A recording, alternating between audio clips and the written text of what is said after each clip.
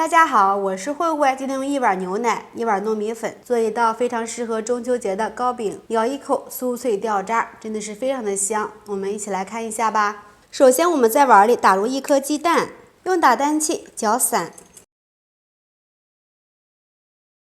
加入135克的纯牛奶，30克的玉米油，30克的白砂糖，再加入3克的泡打粉，用打蛋器搅匀。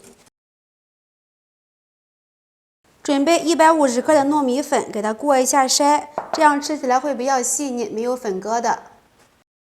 最后搅拌至无颗粒状，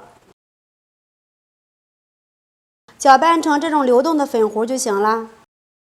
准备一个烤盘，上面铺上1层油纸，把粉糊倒入里面，烤箱190度，提前预热5分钟。再上下管190度烤35分钟。具体的时间还要根据自己家烤箱的脾气来定。时间到，把它取出来。中间我上面放了1层油纸，这样子不容易烤糊。看一下，这个颜色还是不错的，把它取出来，把它放一边晾凉就可以吃了。现在已经放凉了，把油纸脱下来，把它切成小块。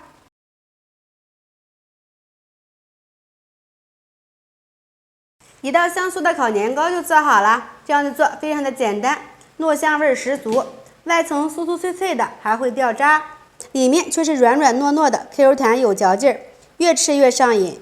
做法也是非常的简单，浓浓的奶香味儿，喜欢的朋友们就试一下吧。喜欢慧慧的视频，请点击关注转发，拜拜。